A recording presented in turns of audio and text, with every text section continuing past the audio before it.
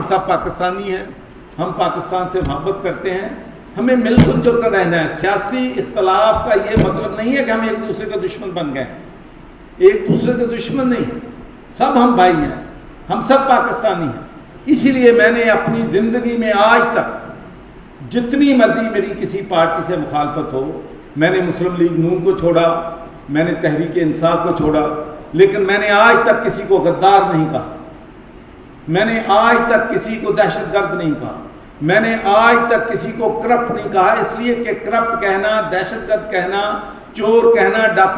ڈاکو بنانا یہ عدالتوں کا کام ہے، یہ ہمارا کام نہیں۔ ہم سیاستدانوں کو چاہیے کہ ہم ایک دوسرے کے ساتھ ملیں،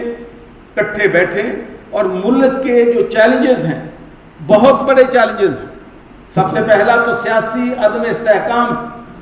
جس ملک میں بھی سیاسی عدم استحکام ہوگا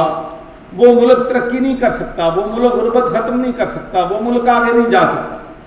معاشی استحکام جو ہے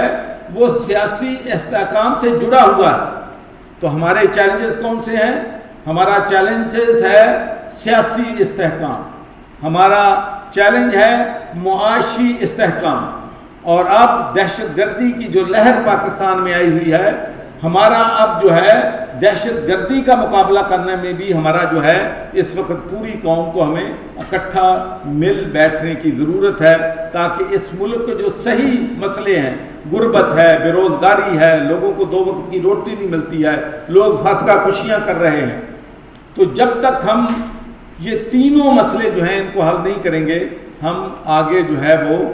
نہیں بڑھ سکتے۔